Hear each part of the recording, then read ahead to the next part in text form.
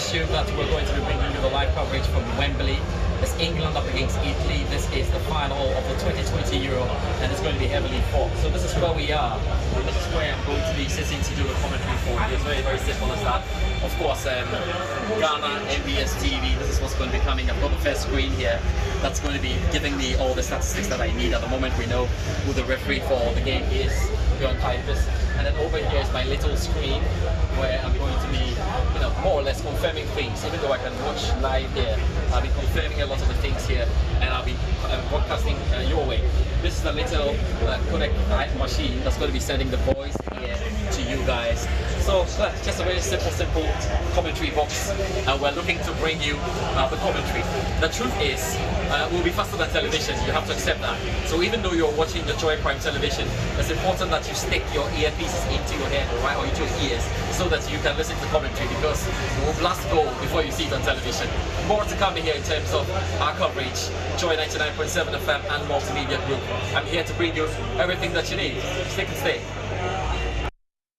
And that's how George Addo Jr. set the tone for a final that will be remembered forever. Tell me, was there any other entity able to do what we did? Excuse me? Okay, that's the answer. What is he even talking about? Hello? England lost. What, you need a reminder? You want us to play I was back? actually talking about what we were able to pull off as far as, the finals is concerned. George Addo Jr. And it was fantastic. Yes, oh, yeah. You're saying it was fantastic? It was... Well, our coverage was fantastic. What other superfluous words can we find to describe it? I watched, and then at a point I listened on radio because I was driving, and it was just spot on. We were and still are the home of the Euros, and I guess we shall continue to. Okay, now I get confused. Are you talking about MGL, or you're talking about, when you say home, are you talking England? Oh, no, I'm talking MGL. And then you our coverage of it. And then you say, England, I am one eye. George Addo Jr. will be joining us, for us to do the analysis. I mean, I didn't want the game. Oh, there you are, George Addo Jr. How is it the morning after? Very quiet, London. Huge discussions on radio about what should have been, what shouldn't have been. But overall, I think there is a feeling that, aside the passion overflow that we saw yesterday, people fighting and all of that, I think there's a feeling that this team is a special team, and they'll have to keep them together and see what they can do in 2022. That's only next year when the World Cup comes around. So there's definitely an opportunity to try and build up. After all, Italy had missed or lost out in 2 finals. Don't forget, in 2000, they lost out to the French. They lost by 2-1.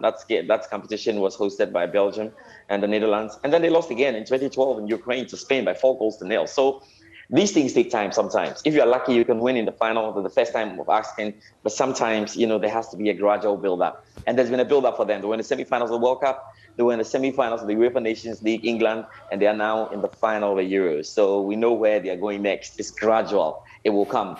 But, we just talk about our coverage, and we ended this coverage of Euros 2020 indicating to everybody why we said we were the home of the Euros. When we started, there were a few noises. Oh, we didn't have this game, we didn't have that game. But we were very sure about the package that we were bringing that was going to be enough. We had all the big games, and adding to our coverage, we're live from Wembley, and commentary run from there has not happened in Ghana before. And like we did at the Africa Cup of Nations 2019 for the first time when we ran commentary down to Ghana, live, we've done it again, and this time was from Wembley. Such a wonderful atmosphere. Well, George, I just wanted to ask very quickly, you've spoken about the English press and what they've been saying, the media. Do share with us some of what you've heard so far in England. What have they been saying? First point is, why did Gareth Southgate bring Rashford and Jadon Sancho so late in the game when he knew they were going to take penalties? It felt like they had not warmed up. But then I was going to ask the next question, so what about Bukayo Saka? But anyway, Jadon Sancho and Marcus Rashford, because Marcus Rashford missed. And when you get to penalties, it's all about momentum. So the pendulum keeps swinging. It depends on who's able to keep the momentum. So once Rashford missed and Jadon Sancho missed, the little Saka was in all kinds of minds and also missed. So they're like, Gareth Southgate won. should have introduced the boys earlier, knowing that they were going to play the penalty. So they had a few kicks in the game, because I think Rashford had just one kick. Sancho just had just one kick as well, and he went straight into the penalty shootout. The next thing is, perhaps they're saying Gareth Southgate could have gone direct.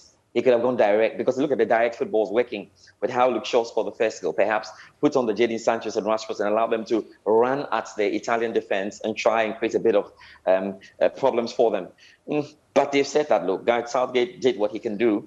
He's still the man in there, even though I've heard on TalkSport and other stations some of the guys saying that, oh, no, Gareth Southgate must go, Gareth Southgate might go. It's just like Ghana, you know. When we lose, we are wild. They are wild in this place, you know, trying to find solutions on this one. And patience were high. But basically, the discussions have been quite balanced in certain quarters, and others, you know, very, very unbalanced. But I think generally there's a feeling that these boys can do well. They feel that they threw it away. And that's the right expression. They threw it away, because when Jorginho misses a penalty, that is good enough to switch or to actually tune everything back to England in terms of momentum. Jorginho is known to be a penalty expert. He came and missed. Goalkeeper saved Pickford. We didn't even expect Pickford to be saving penalties. He did. And so they had to take it from there. And they were not able to take it from there. And the old beast has come back to haunt them. They've not been good when it comes to penalties. Even though at the World Cup there was an improvement, they are back to where it started, really, and they have to work on that psychological little gap to try and be sure they're good. Yeah, but George, with Rashford and co, I think the fear for some of us down here, and if you monitored Facebook, then you'd see people were afraid that there will be racist comments, and you know they will make them feel really, really bad. Has it been the trend? Yeah, there have been racist comments, huge, you know, on their social media pages. In fact, the English FA has come out to issue a statement that they are not taking this from football fans. It is not right to abuse the players. Let us try and put this in a bit of context right now, because when you miss a penalty for a country, no matter what it is, there will be some kind of reaction from the fans, because obviously they have lost out. So that reaction is there. But when you move it to the next level and start insulting and start, you know, having a go at the persona of the players, when you start getting into racist lines, then it becomes a problem, because then you are going to the level. Because remember that the Rashfords and Sakas are all sad already. And it's fine to say that we are disappointed that you couldn't score. We could have won. What happened? What went wrong? But you don't step it up to the next level of racism. That is totally unacceptable. And so those comments, the English FA is clamping down on that. And I'm told Twitter and a few social media accounts are going to be on it now, because it's very, very important that we save these boys and allow them to, you know, kind of have their own peace and do what it is. So I think two of them have turned off their comments section on Twitter, and some are doing so on Facebook, just to try and manage the situation. It's disappointment. So managing disappointment is not an easy thing. And I don't want us to behave like the English fans are, you know, some guys from space and are doing something that is, the problem I have with them is the racism bit. Because in Ghana, Samajan missed a penalty. People have not gotten over it after 10 years or after 11 years. Roberto Baggio missed a penalty. Even though Italy have come back to win trophies, they still remember that. It's very painful. Gareth Southgate missed a penalty in the Euro 1996 semi-final against Germany. It happens. Tony Buffon missed the penalty, Africa Cup of Nations 1992. He hasn't gotten over it, because when he was the match commissioner for the 2015 final, when we played against Ivory Coast, we lost again by the penalty shootout. So it happens. It's sleepless nights, nightmares, and all of that for the players. And I understand the disappointment, but we cannot allow racism in football and this way. It is just unfair.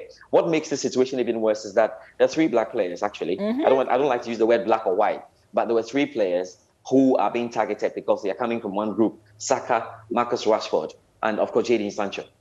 Yeah. And listen, enough of the losers. Let's talk about the champions. And let's say good morning to Gary. Morning. Yes, Oh, Gary. Nice. Well, listen, Gary and Cole, we have to say congratulations. Thanks for the leadership, Gary. We did a fantastic job with this coverage, with the climax and all. But I wanted us to focus now on the champions. Italy are champions. Yes. Maybe George can start off with what the English press has been saying about Italy. Now, before the game, every English fan knew that Italy could beat them. That's the first thing. They knew that Italy deserved it. They knew that Italy had played very well throughout the competition. The kind of statistics that were coming into the final with were just one that England knew that they had the greatest task in that final. The only thing that was actually going to help England, and this is why they feel disappointed, and from their view, was that they could create an atmosphere that will make it difficult for Italy to play. They created the atmosphere. In only 2 minutes, Luke Shaw scored a goal. That's the atmosphere you need, but they couldn't quite build on it. So Italy, I think, from everything I've heard so far, came and fought very, very well. Because in the round of 16 game we saw against Austria, in the quarterfinal game against Belgium, and in the semi-final game against Spain, they did not only play football, they came to fight and aggressively won it. That's exactly what they did yesterday, because they were down by a goal, they equalized, they held on. Even look at the equalizer, look at the man of the equalizer. They had to make sure that ball entered the net anyway, anyhow, and it did. And they went all the way to the penalty shootout and won it. So all plaudits go to Roberto Mancini and his technical team. They have been excellent. And he's got a group of players who don't have in them stars, in quotes. They play like a team. And if you take out Verratti and bring in Locatelli, nothing has changed. If you take out Barella and you bring in Crisante, nothing has changed. If you take Insigne out and you bring Belotti, nothing has changed. And so if you take Home out and you put Rome there, a lot has changed and they've won. Well, let's bring in Gary Al-Smith now. Any surprises in there? For me, I said that my head was with Italy, but my heart was with England. It didn't go the way of my heart. I knew that if the Italians had their way, it would definitely end up in Rome. Were you surprised that the English were able to hold the Italians all the way through extra time to penalties? Was that a question for Gary? That question was for Gary, actually. Okay, so where's Gary? I think a lot of people will say that England lost this final. It wasn't Italy who won it, considering that England scored in the first couple of minutes. It was theirs to lose, okay? And as George said, once they had taken the lead, they made the atmosphere difficult for the Italians to claw back and win. But that's exactly what they did. They allowed, for me, that is my operative word. They allowed the Italians into the game because the English became a bit too defensive. The kind of material they have, they could easily have unleashed power, talent, and they had enough arsenal and firepower to ensure that Italy would not, one, have equalized, or two, have actually conceded a couple more goals. So I think that this is a game that first England lost, and then secondly, of course, Italy took advantage and won. So surprise? Yes, because I was one of those who thought that Italy were capable of controlling the game from start to finish. That's actually not what happened. Now, in terms of the manager of the English side, he's also had quite a bit of flack to deal with, not just the players who missed the penalties, but Southgate himself has been given a bit of a bashing in the English press and beyond. Yeah. What do you feel tactically? I guess that goes to both of you, but starting with Gary. Tactically, what do you feel were the flaws that culminated in the loss yesterday? You've spoken about defensiveness, but was that all? Some suggest that Sancho, for example, should have started, Gary. It's difficult, especially when you deal with coaches a lot. First of all, you don't change a winning team. Yes, if we can agree on that. And so if this team has gone all the way to, first of all, look at what they did at the 2018 World Cup, how far his methods took them, and how far these same methods have taken them to the final of another major championship in the Euros. How do you then bash the same manager for using the same formula that has worked for him so well for so long? That's first. Secondly, yes, we can talk about Sancho. Yes, we can talk about Grealish. But the fact of the matter is that, maybe they were too defensive as well. But if they had taken one or two chances and had won in regular time, we wouldn't be saying this. We'd be saying that oh wow, he was cautiously optimistic, and it is what did the trick for him. Remember, Gareth Southgate, his defensive criticism has come into his coaching, and so far it has served him very, very well. So I am quite wary of beating him too much with the stick because I mean it has worked for him so far. What more can you say? Same And to you know you, what? George You Adu. know Just what? your quick thoughts on Yeah. that. Yeah, yeah, you know what? Now, there were two things that Gareth Southgate had to think about. Now, for those who are saying that he had to go expensive, he had to go direct, and he needed direct players like Sancho and Rashford to continue hitting the wings. The next question to ask then was, what happens to the midfield? Because remember that Italy had a good midfield. They had a better midfield than England anyway, and there was nothing they could do about it. So Gareth Southgate was thinking, this was his thinking coming into the game. How do we manage this midfield and make it difficult for them to run around us? That was clear. That Italy found it very, very, very difficult. Look at the second half when they brought in Cristante and Chiesa. If Chiesa didn't get injured, I thought Chiesa was going to get the goal and would not have even gone to the penalty shootout. So if you bring on the Rashfords and Sanchos, who are not going to contribute a lot to defending, you will end up losing this game to Italy by 3-0. Because because remember that in midfield, when they started, they had Barella, they had Verratti. It's crucial. These two guys, and Jorginho spreading the passes. They did somewhat a good job on Jorginho, but Verratti was there to do the greats. And it was going to be very, very difficult if you opened loose by trying to play down the wings. You will get the goals, but the Italians would even get more goals. So I don't quite agree with those who say that he should have gone attacking and he should have gone direct. I only think that after they scored the first goal, they shouldn't have, stopped playing. It looked like they had stopped playing when they scored the first goal. In fact, after the first goal, the next 15 minutes, England should have pressed and tried to get another goal because they were capable of getting another goal. The second goal was what was going to make it very difficult for Italy to come back. But they watched Italy, and that's the word I'm using, they watched Italy just warm up into the game. They needed 20 minutes, 30 minutes, warming up, 40 minutes. And then every substitution by Roberto Mancini added something to the Italian team. Yet the substitutions that were coming in from Gareth Southgate were not overall having such a good impact, even though Jack Grealish came in. When Jack Grealish came in, right when he came in after 2 minutes, Di Lorenzo went in with a hard tackle to tell him, hey, this is the game, watch out. So I feel that, look, it's very difficult to beat Gareth Southgate. It's so hard. He's done his best. They just have played their best. And I think just after the first goal, they could have just tried a bit to try and go through. But since the Italians came back to play football, there was no way for England.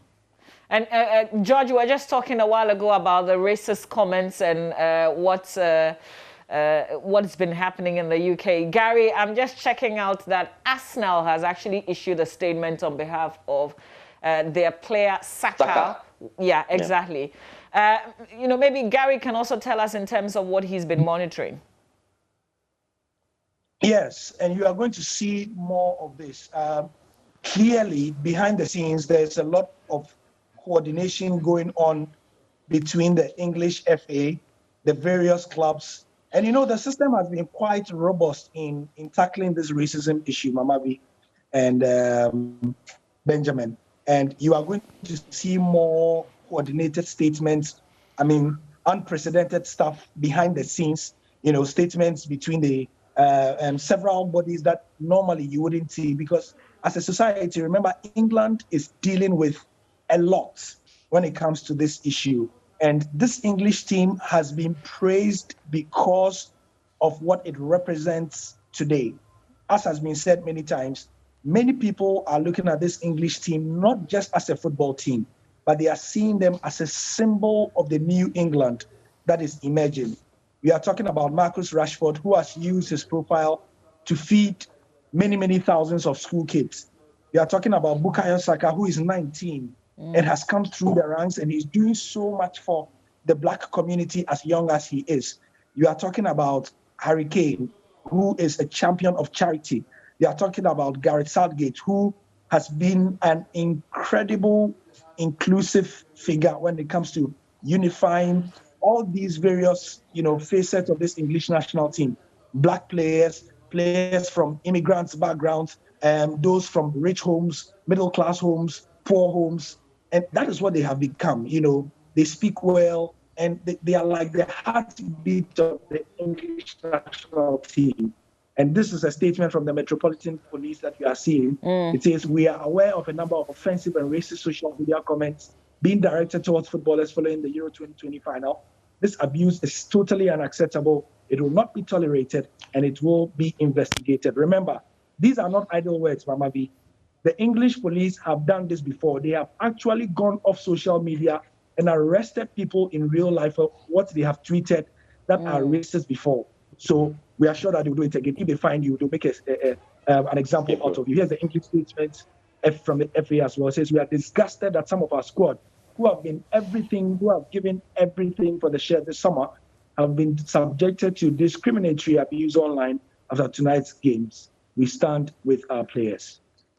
You know, it only had to take them to lose this one, to go through the test whether or not all the comments, all the actions that had been taken before the game. And if you look at the former England captain, Alan Shearer, who has also been talking about how disappointed he is because before the game, they had talked about the racist comments and, you know, what could possibly happen. And they thought there were a lot of positives from this whole tournament from the side of England that he didn't think we would get to this point.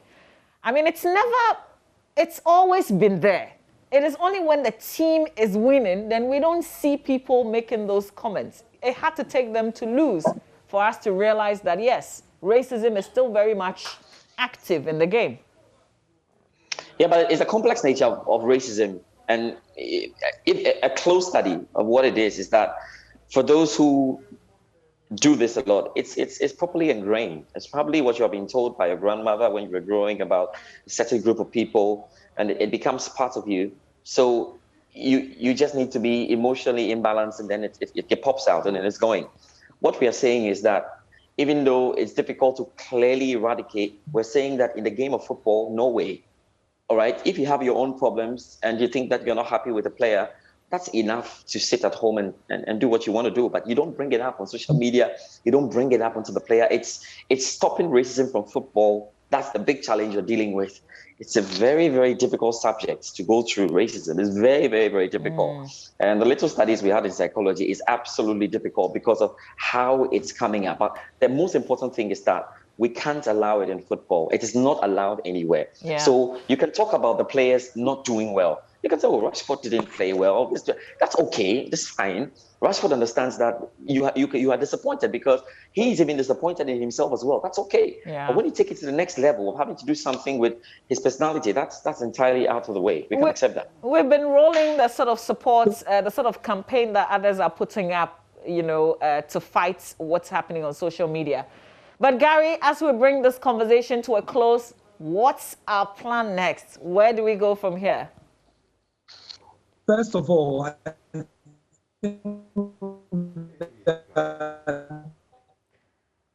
okay, I think the connection is going bad there with Gary. I'm not sure what we can do, but let's try again, Gary. Okay, so George, you can take this, and then Gary will step in. Gary has to step in with it. Thank you internally to everybody. Go ahead, Gary. Can you hear me? We can hear you now. We can hear you. We lost you, but we can hear you now. Can you? Can you hear me? Yes, yeah. Gary, go ahead. So, everyone associated with our coverage, it's been phenomenal in-house, starting from the guys who were able to lead us to get the rights first. You know, it's been a while since the multimedia group got rights for a football tournament. And we'd like to thank the management for believing that we could pull this through. And then when they got the rights, the entire team, not just the sports teams, it must be mentioned, because, I mean, we couldn't have done this without the sales team who went out there to put a message out and get us sponsors to facilitate everything that we wanted to do, because these things cost money. So big shout to the sales team led by Don Max Fugger as well. Also to the production team led by, who should I say? Team led by Abu, for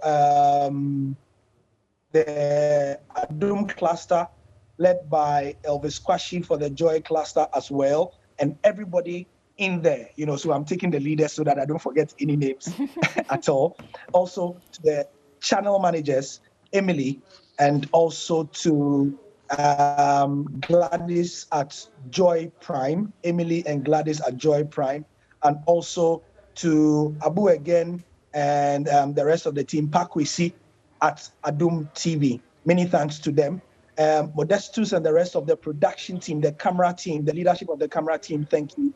George Arnold and the rest of the sound team, thank you very much. To the drivers who do an amazing job, even though they are not seen, thank you very much, Roxanne and the rest of the team. To the makeup team led by Harriet and everybody who kept us looking very, very good on television at odd hours, thank you very much.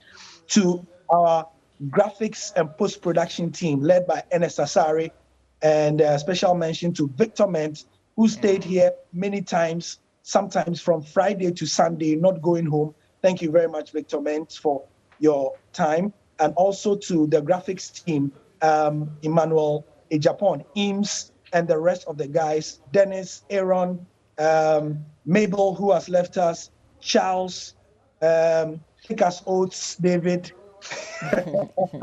Thick as Oats, David, and the rest of the guys, Kelsey, there's so many of them, but also the Joy Business team for supporting us with coverage, the Joy News team for supporting us with coverage, the Joy Entertainment team, the production guys at radio, and also my special mention to my own team, the Joy Sports team. Nathaniel Atto was phenomenal, bringing us fantastic, world-class presentation, and the dressing you saw from Stephen Appiah and Michael Potter was courtesy Nathaniel Atto.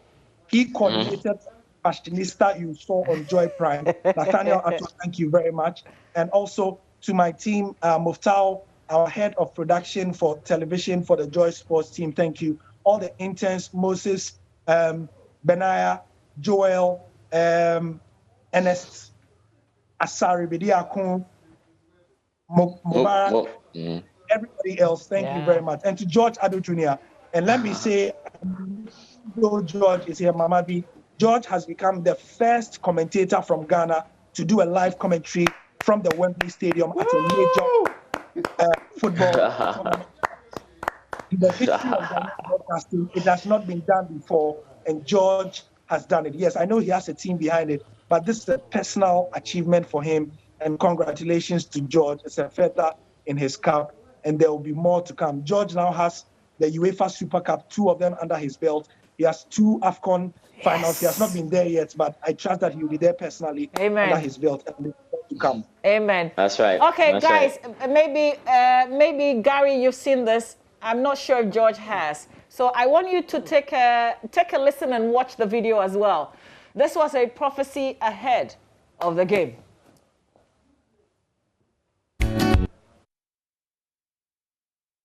Today, England will beat Italy. England never fought much for. I'll say it again. That is the work of a prophet. I don't know this You keep saying what God is saying.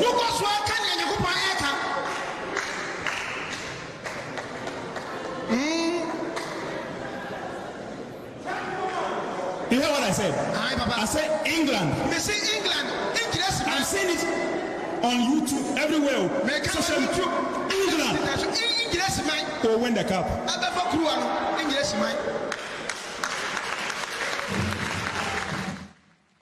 Joe, you seen this? Well,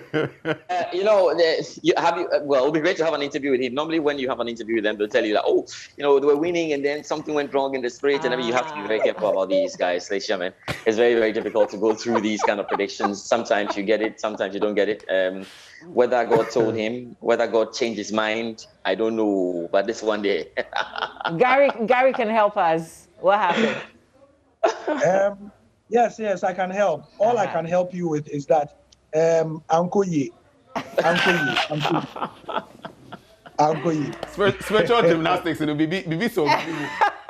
Sometimes, You are doing something and something holds it up. I think that's what happened. These are spiritual matters, and we need spiritual intervention to talk about spiritual matters. Okay. All right. Yeah, I get that. Anyway, that's true. Thank you, guys. George, you're not staying in the UK for too long, are you? We don't want you coming back slanging. So, Harriet, come back. I could be out for a while, but no problem. I'll be back. Thanks, well, thank Gary. you, guys. Thank you so much for joining the conversation. Thank you. And trending at number 2 on Twitter is actually racism, no racism. Ooh. So that's trending at number 2, Ghana Twitter trends, and that's something to take stock of. Yeah. But we'll take a bit of a break. We'll be right back.